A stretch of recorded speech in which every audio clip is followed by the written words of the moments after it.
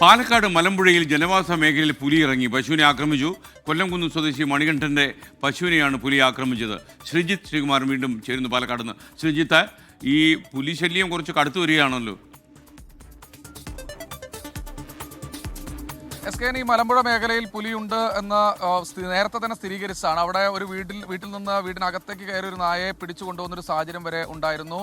എന്തായാലും ഇത്തരത്തിൽ കഴിഞ്ഞ ദിവസം, അതായത് ഇന്ന് പുലർച്ചെയാണ് ഇത്തരത്തിൽ ബഹളം കേട്ട്, പശുവിൻ്റെ കരയുന്ന ബഹളം കേട്ട് വീട്ടുകാർ പുറത്തേക്ക് ഇറങ്ങിയത്. അപ്പോഴേക്കും പുലി ഓടി മറയുകയായിരുന്നു. പശുക്കിടാവിനെയാണ്, തൊഴുത്തിൽ കെട്ടിയിരുന്ന പശുക്കിടാവിനെയാണ് കഴുത്തിൽ കടിച്ചിരിക്കുന്നത്. എന്തായാലും പുലി പെട്ടെന്ന് തന്നെ പോയി. കഴുത്തിൽ കാര്യമായ രീതിയിലുള്ള പരിക്ക് ഏറ്റിട്ടുണ്ട്. പശുക്കിടാവ് ചത്തിട്ടില്ല, പക്ഷേ ഗുരുതരമായ പരിക്കാണ്. ഡോക്ടേഴ്സ് വന്ന് പരിശോധിക്കുന്നുണ്ട് എന്നാണ് മനസ്സിലാക്കുന്നത്. ഈ മേഖലയിൽ ഒരു കൂട് സ്ഥാപിക്കണമെന്ന് വനംവകുപ്പ് ഉദ്യോഗസ്ഥരോട് പറഞ്ഞിട്ടുണ്ട്. പക്ഷേ ഇതുവരെയും അത് ചെയ്യുന്നില്ല എന്നൊരു പരാതി നാട്ടുകാർ ഇതിനകം തന്നെ ഉയർത്തുന്നുണ്ട്. എന്തായാലും ആശങ്കയിലാണ് മലമ്പുഴ, കൊല്ലംകുന്ന് അടക്കമുള്ള പ്രദേശത്തെ ജനങ്ങൾ.